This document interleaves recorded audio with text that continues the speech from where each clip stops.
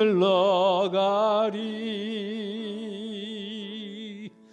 너를 통해 생명이 흘러가리.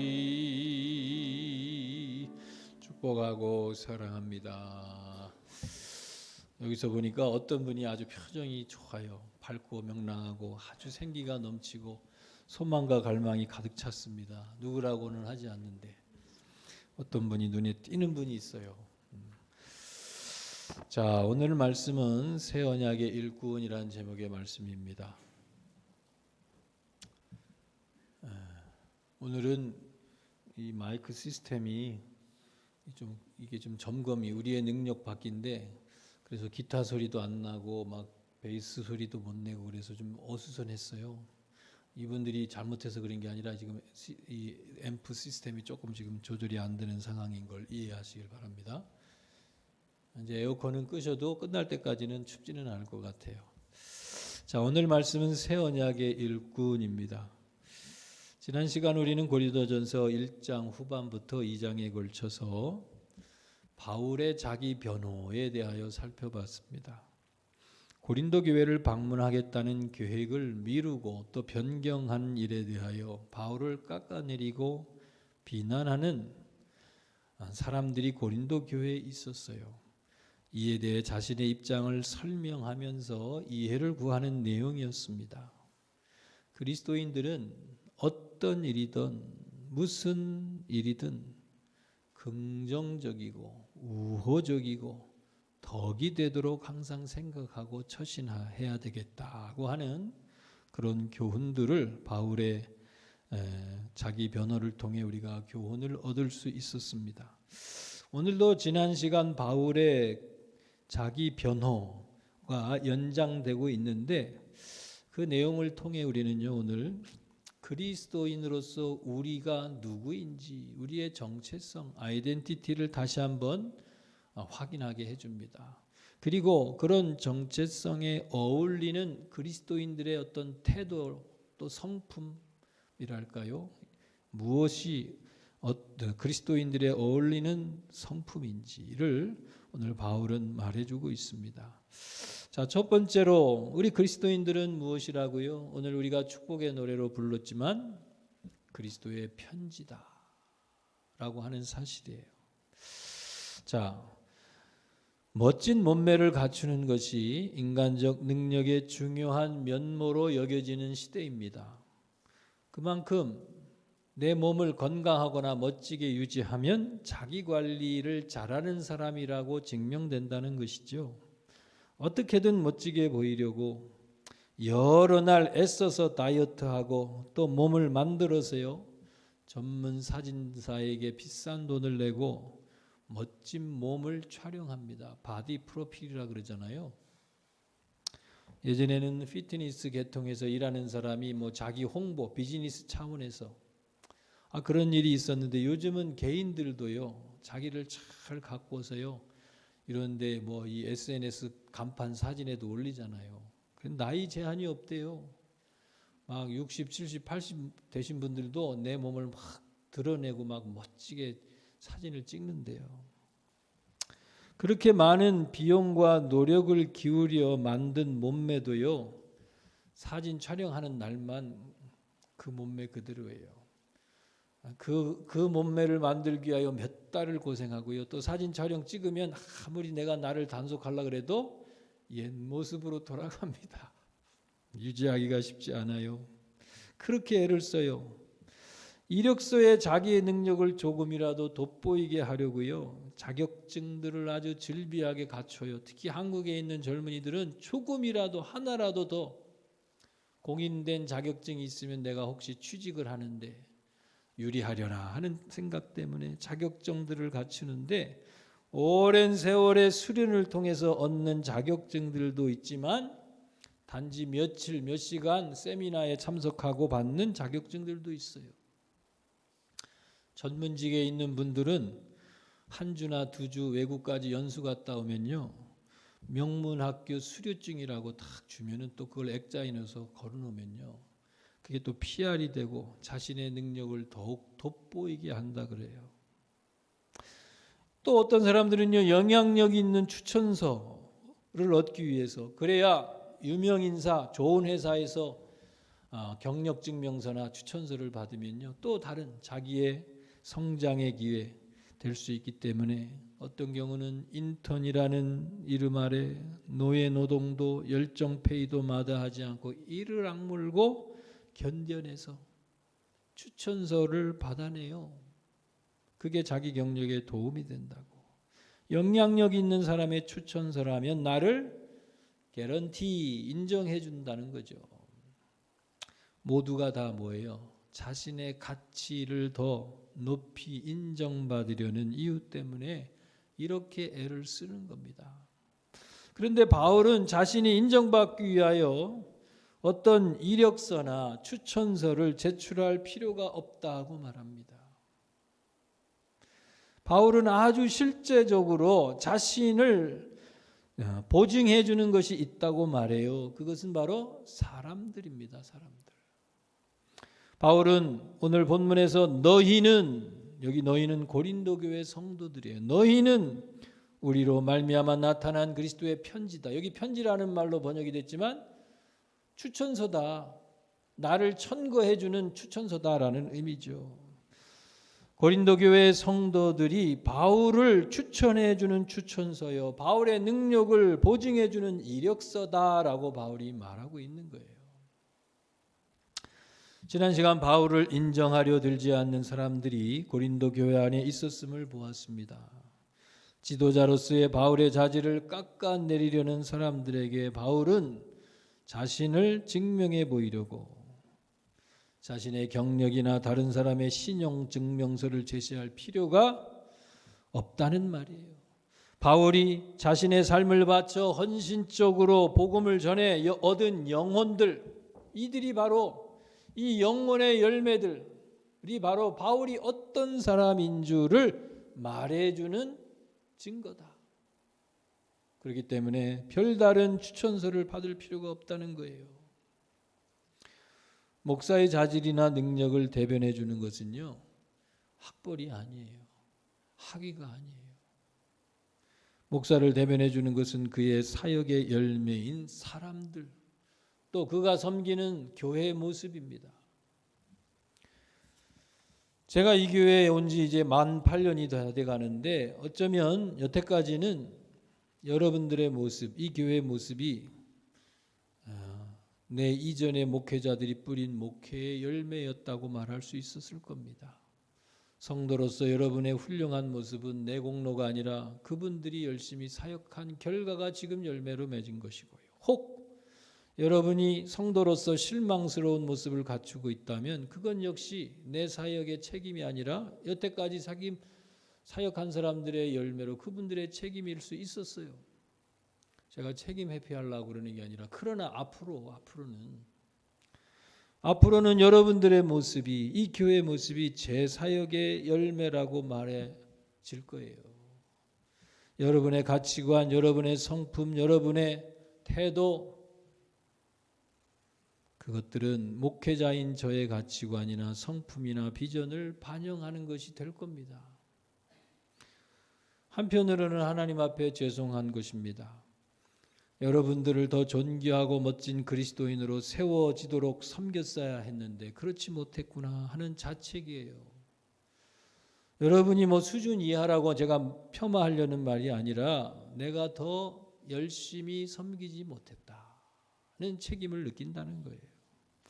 또 한편으로는요, 여러분들이 목회자로서의 제가 어떤 사람인지를 가늠하게 해주는 추천서, 이력서, 증명서이기 때문에 앞으로 어떻게 더 경성해서 성실하게 책임을 갖고 사역을 해야 되겠구나 하는 생각을 하게 된다는 겁니다. 앞으로 여러분의 모습이 이제까지의 모습보다 더 멋지고 아름답고 자랑스러운 모습이 되기 위하여 제가 여러분들을 더 성심껏 섬겨야겠구나라고 하는 것을 다짐하게 된다는 말이에요. 그러나 앞으로 여러분의 모습이 더 멋져지더라도요, 멋진 그리스도인으로, 멋진 교회로 성장하고 세워진다 해도요, 그것은 저의 사역의 열매이기 때문에 제가 자랑하겠다는 말을 하려는 것은 아닙니다. 그것은 전적으로 하나님이 주신 능력과 은혜로 가능한 것이기 때문에 저의 자랑이 되지 않기를 바란다는 거예요. 내가 이만큼 수고하여 이뤄낸 결과라고 자랑하지 않겠습니다 라는 겁니다. 나는 그저 하나님의 일꾼일 뿐입니다. 겸손하게 내 마지막 사역의 날까지 겸손하게 나는 주님의 일꾼일 뿐입니다라고 고백할 수 있기를 바란다는 거예요. 성도의 스펙과 자랑도 마찬가지입니다. 내가 모든 성경 공부를 섭렵했다. 우리 교회도 이제 더 이상 배울 게 없는 분이 나타날 수 있어요. 많이 공부하는 분이 있어요. 성도의 자랑은 내가 얼마나 많이 헌금을 했느냐, 그것만으로는 안 됩니다. 우리의 자랑은 뭐가 돼요? 사람이어야 한다는 거예요. 사람이 관건이라는 겁니다. 얼마나 많은 사람을 그리스도께로 인도하였는가, 나로 인해 얼마나 많은 사람이 하나님의 사람으로 성장하게 되었는가, 내가 그렇게 섬겼는가, 이게 우리의 관건이고요, 하나님의 관건이기도 해요. 나는 하나님께 드릴 사람의 열매를 얼마나 준비하였는가, 내가 복음을 전해서 그리스도께 인도한 사람은 얼마나 되며 또 그들은 누군가, 여기 손꼽을 사람들이 누가 있어요? 아직도 그들은 여전히 그리스도인으로 살고 있는가? 내가 양육하거나 섬겨서 진실한 그리스도인의 삶을 살도록 이끌어준 사람들은 누구일까? 누구를 꼽을 수 있을까? 또 교회 안에서 나는 사람들을 어떻게 섬기며 돕고 있는가? 나는 누구의 영적인 멘토가 되어 그들을 이끌고 있는가? 그 거론할 사람이 없다면 우리는 열매가 없다는 거예요. 나는 교회를 세우고 선교제 재정을 보내는 일에 돕는 일에 썼다고 하지만 하나님의 사람을 얼마나 길러냈는가? 그게 뽑을 게 없다면 우리는 화려한 이력을 가진 게 아니에요. 영적으로 다시 생각해 봅니다. 우리의 이력을요, 우리의 프로필을 다시 점검해 봐야 된다는 거예요. 바로 이것이 오늘 바울로부터 우리가 배울 수 있는 점인 것이에요. 더 나아가 바울은 고린도 교회 성도들이 그리스도의 편지라고 했는데 그 편지를 통해 우리는 누구를 알아요? 편지를 쓴 사람을 알지요. 마찬가지입니다. 우리 자신들도 그리스도의 편지입니다. 우리는 우리를 통해 그리스도가 드러나게 하는 그리스도의 편지예요. 여기에 그리스도의 마음이, 하나님의 성품이, 하나님의 우리를 향한 사랑이 우리를 통해 드러나게 되어 있다는 거예요. 또 바울과 같이 그 교회를 위하여 섬겼던 사람의 그 모습이 우리를 통해 드러난다는 거예요. 나 때문에 그리스도가 욕을 먹지 않도록, 나 때문에 우리 교회가 욕을 먹지 않도록, 나 때문에 여러분의 목사인 제가 오욕을 당하지 않도록 책임지는 성도의 삶을 살자 하는 겁니다. 두 번째로요, 바울은 우리가 어떤 사람인가, 우리의 정체성, 새 언약의 일꾼이다라고 말합니다. 바울은 그리스도인으로서의 자신의 정체성을 새 언약의 일꾼이다 6절에 말했어요. 새 언약은 옛 언약인 율법과 대조하기 위하여 붙인 말로 복음을 얘기해요. 복음. 예수님으로 인하여 우리가 알고 믿게 된 복음. 율법은 죽이는 것이다 6절에서 이렇게 얘기해요. 아주 이상한 말이에요. 무슨 뜻일까요? 율법은 하나님의 기준을 우리에게 제시하고요, 그대로 행하라고 요구하지만 사람들은 결국 그 기준을 다 이루지 못합니다. 자격 미달로 증명될 뿐이에요. 그러면 율법은 우리가 자격 미달, 수준 미달 또는 잘못한 일에 대하여 책망하고 정죄합니다. 그리고 그 결과는 사망, 심판이라고 선고해요. 율법은 우리를 구원하는 게 아니라 우리를 죄인이라고 정죄하는 거예요. 이걸 얘기하는 겁니다. 반면에 새 언약 복음은 우리를 이 죄의 저주로부터, 아무리 해도 도달할 수 없는 하나님의 기준 앞에서 우리를 자격 있는 자로 인정케 해요. 우리를 살려줍니다.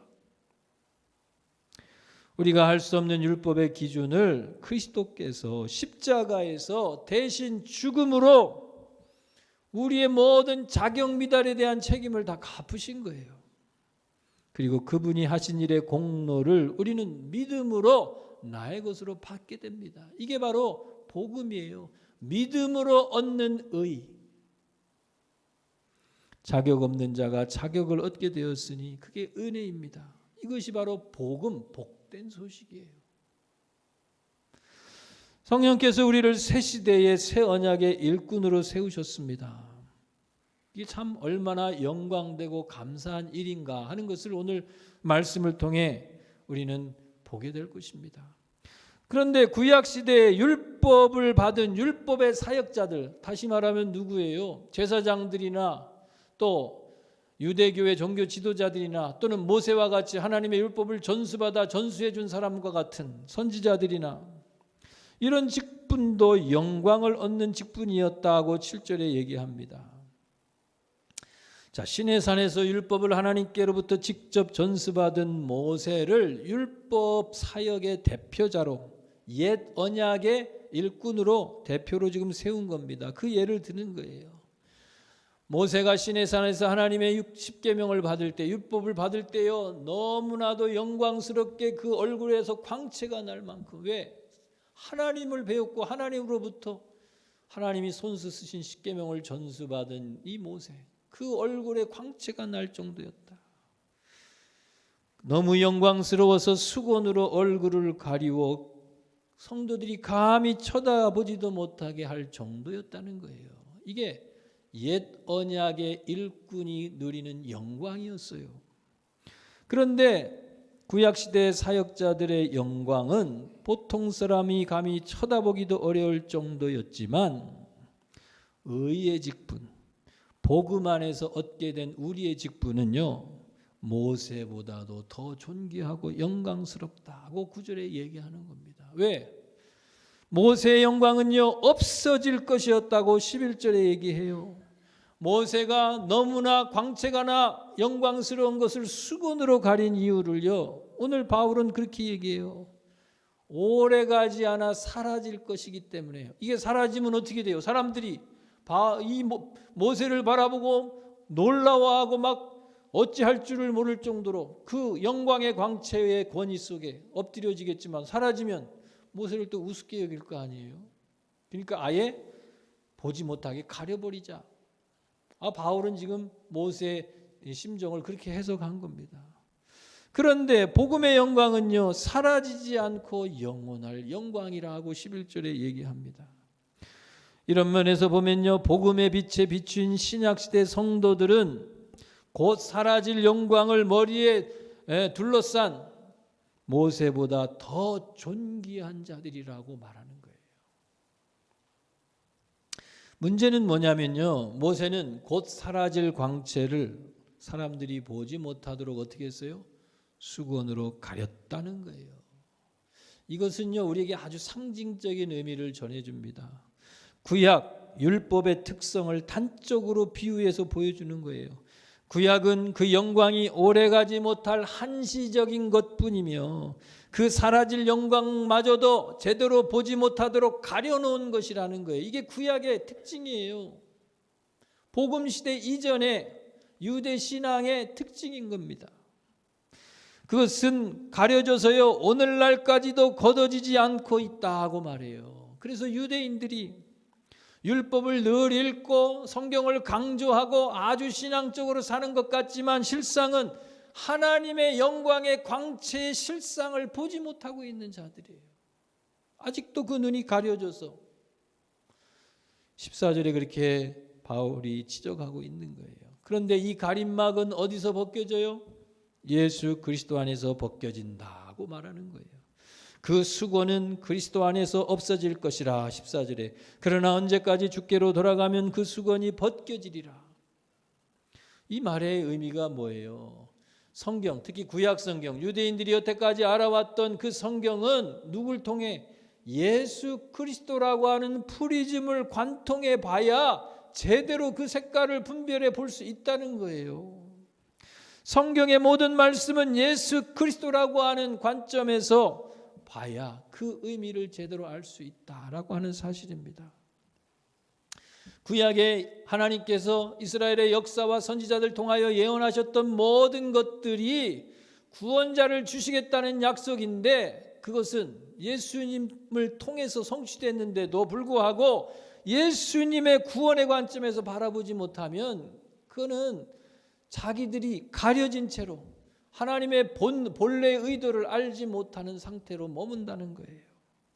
이것이 성령 강림 이후에 제자들이 구약의 모든 말씀이 예수님과 관련하여 의미가 있음을 비로소 깨닫게 된 이유인 것이에요.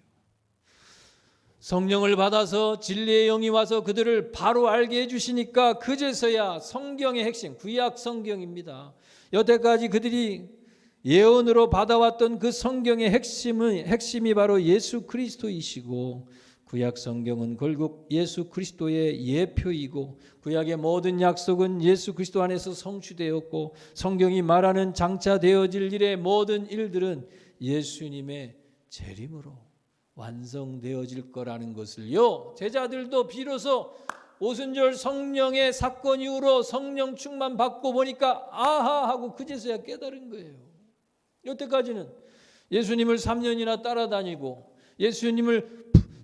부활하신 예수님을 만나도 부인하거나 다시 물고기로 잡으러 갔던 제자들이었는데, 성령을 받고 보니까 그동안에 자기들이 유대교 신앙에서 배웠던 모든 율법도, 예수님을 따라다니며 받았던 복음의 모든 말씀도 비로소 그게 예수님을 통해 이렇게 성취됐구나 라고 하는 구약을 관통하는 꿰뚫는 인식이 그냥 한순간에 생기는 거예요. 왜? 그들이 이미 익숙하게 알고 있었는데 본래 의미를 모르고 있다가 성령이, 진리의 성령이 오셔서 깨닫게 해주시니까 아하 하고 비로소 알게 된 겁니다. 이런 면에서 신학의 성도들은요, 여러분 우리 모두 하나하나가요 구약의 모세보다도 나은 자들입니다.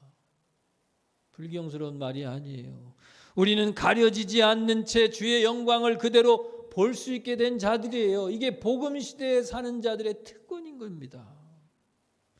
그리고 우리도 예수님처럼 영광스럽게 장차 변화될 것이에요.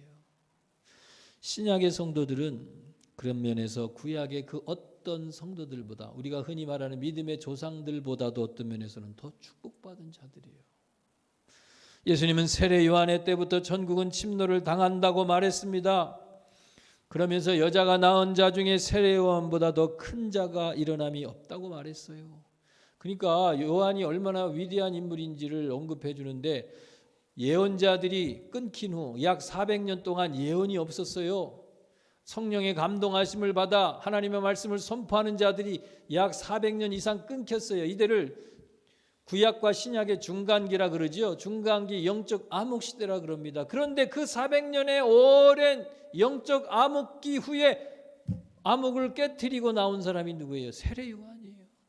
그가 광야에서 회개를 촉구하고 오실 메시아의 때가 다가왔다고 주님의 길을 준비한 사람. 그래서 세례 요한이 얼마나 큰 인물인가라고 성경이 말하는 거예요. 그러나 천국에서는 극히 작은 자라도 저보다 크다고 마태복음 11장에 예수님이 말씀하셨어요. 이 말은 뭐예요?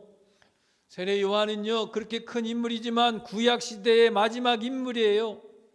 예수님이 오셔서 신약의 시대를 열 때까지 참 큰 자지만 구약 시대에 아무리 위대한 자라도 신약 시대에는요 지극히 작은 자예요. 천국에 가면요 우리 신약 시대의 믿음을 따라 산 우리 성도들의 영광이 세례 요한보다 어쩌면 모세 영광 이상으로 크다는 사실이에요. 그러므로 우리가 복음 시대에 살게 되어 예수의 복음을 듣고 믿게 된 것이 얼마나 놀라운 축복인가 하는 거예요. 성령께서 우리로 깨닫게 하셔서 예수 그리스도가 모든 예언의 성취임을 깨닫게 하고 받아들이고 영접하여 믿는 자들이 됐잖아요. 그 축복이 어떻게 보면 구약 시대의 사람들에 비하면 우리는 특권 가운데 사는 자다. 진정한 하나님의 축복을 누리는 자라는 거예요. 감사할 일이에요. 영광스럽게 생각할 일이라는 것입니다. 새 언약 복음 안에 사는 자들은요, 그렇기 때문에 삶의 자세, 권세, 태도가 달라집니다. 복음 안에 사는 자는 확신 가운데 삽니다. 4절에 보니까 우리가 그리스도로 말미암아 하나님을 향하여 이 같은 확신이 있으니 그랬어요. 수건에 가려진 채 실체를 보지 못하고 답답하고 막연히 신앙생활을 하던 자들, 저 구약의 또는 유대인들과는 차원이 다른, 우리는 확신 속에, 왜? 분명히 알게 되었기 때문에 확신 속에 사는 자들이 된 거예요. 새 복음, 새 언약의 복음의 사역자들은요, 또 담대함을 얻습니다. 12절에 보니까 우리가 이 같은 소망이 있으므로 담대히 말하노니, 무슨 소망이 있어요? 우리가 그리스도의 십자가로 인해 죄사함을 얻어서 장차 그리스도와 같이 영광의 나라에서 영화롭게 살 것에 대한 소망을 모든 성도들은 다 갖고 있기 때문에 죽음마저도 우리를 어쩔 수 없는 담대함, 그 담대함을 누리며 살게 되었다는 거예요. 죽음을 이기는 담대함은 구원받은 성도의 당연한 성품, 캐릭터입니다. 언젠가도 얘기했어요. 오랜 평생을 교회를 섬기고 권사님이 되시고요. 그 다음에 여러 사회 활동에서도요, 여전도회 연합회 막 임원도 하고 교회 외적으로도 크게 사회적으로도 활동하던 분인데 암이 걸려서요. 왜 연세 들어서 걸린 암은 느리다며요. 당장 뭐 크게 치명적이지 않다 그러잖아요. 암이 걸렸는데요, 병원에 툭 하면은 아들을 불러내서, 야, 오늘 잠이 안 오는데 이상한가 보다, 병원 가자. 오늘 소화가 안 되는데 병원 가자. 아주 그냥 조금만 이상해도 그 불안증이죠. 자기가 암이라는 걸 아니까 내가 죽을 때가 됐나 막 이런 그런 걱정인 거죠. 그러면 또 아들은 또 저한테 전화를 해요. 목사님, 우리 어머님이 병원에 가자 그래서 갔는데 아무래도 때가 된 것 같아요. 병원도 그렇게 해서 몇 번씩 갔어요. 그런데 의사 선생님이 바깥에서 하시는 말씀이, 이제 치료가 없으니까 어떻게 된 겁니까? 예, 치료할 게 아무것도 없어요. 더 이상 해드릴 게 없어요. 이 말은 병원 오지 말라는 얘기잖아요. 치료해드릴 게 없어요. 미안하지만 죽을 날만 기다릴 것밖에 없어요. 그런데도 불구하고 조금만 뭐 몸이 이상하다, 소화가 안 됐다 그러면 병원 가자 그러고, 내가 이상하다, 죽을 것처럼. 그 사람이 왜 그런가 봤더니 평생 그렇게 교회 일도 하고 권사님으로 살고 사회적 활동을 했어도요, 믿음의 참 어른인 것 같은데도요, 구원의 확신이 없는 거예요.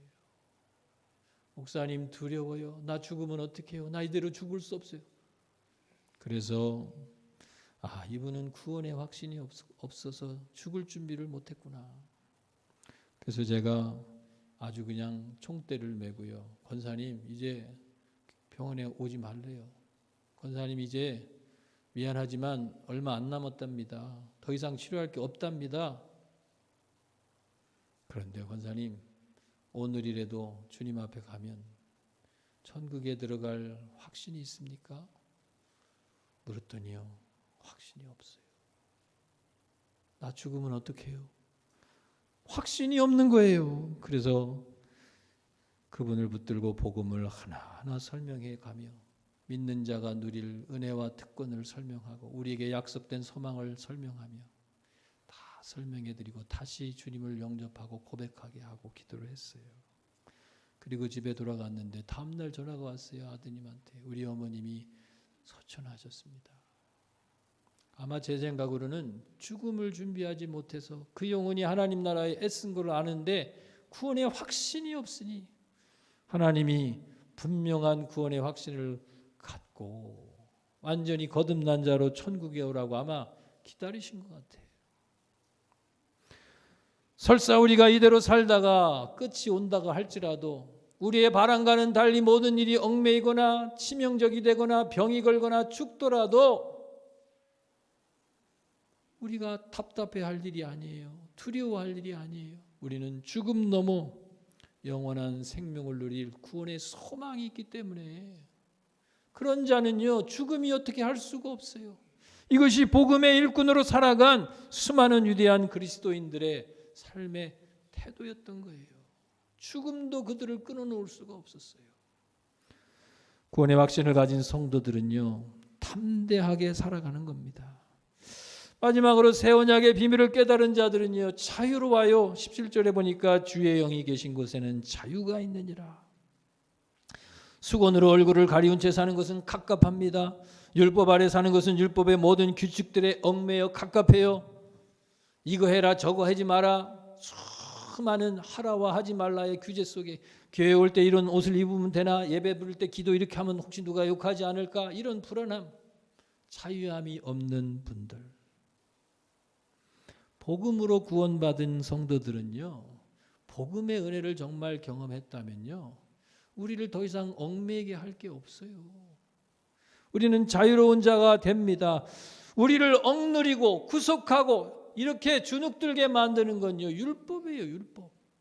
아직도 옛 시대에 머물고 율법 시대에 살면서 구원의 복음의 기쁨을 누리지 못했기 때문에 내가 자유함을 누리지 못하고 있지는 않는가. 우리는 돌아봐야 됩니다.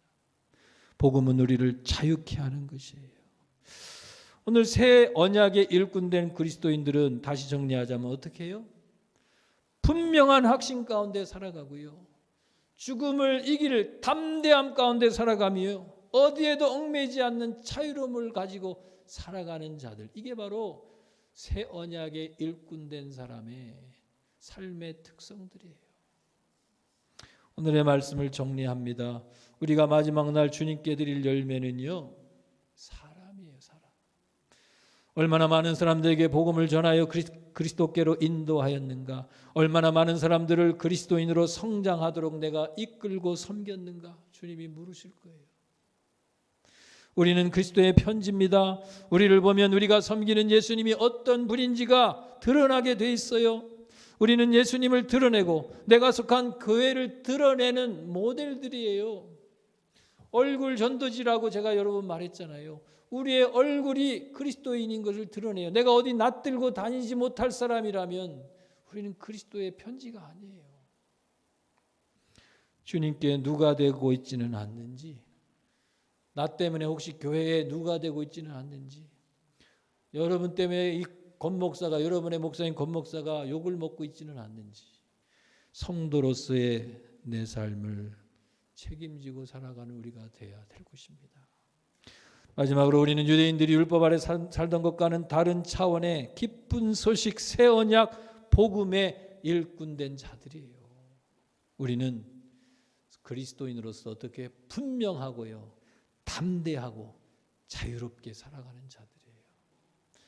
기도합니다. 하나님 아버지, 우리는 그리스도의 편지요 새 언약의 일꾼으로 내가 누구인지 확신하며 살아가게 하시고, 이것이 내 삶의 태도를 분명하고 담대하며 자유롭게 살도록 축복해 주는 복음의 축복을 누리며 살아가는 우리가 되게 하여 주옵소서.